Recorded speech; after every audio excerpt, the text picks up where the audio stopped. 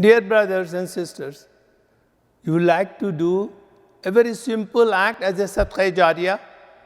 The reward could be for 10, 100 years of just doing a small act, just planting a tree.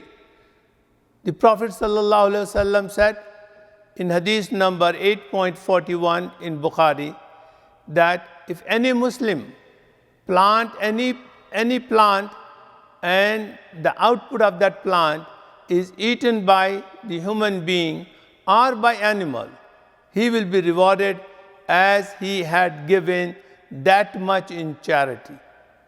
This is a beautiful hadith, my dear brothers and sisters. Let's understand that planting a trees are sadaqah jariyah. The sadaqah shall continue for tens and hundreds of years and would be benefited thousands of human beings as well as thousands of animals. Therefore, great reward for planting trees. Charity will be for a long, long time to come. Not only that, just planting a tree, it will help the environment, lower the temperature of the earth. It will save and protect our grandchildren and the future generation to come.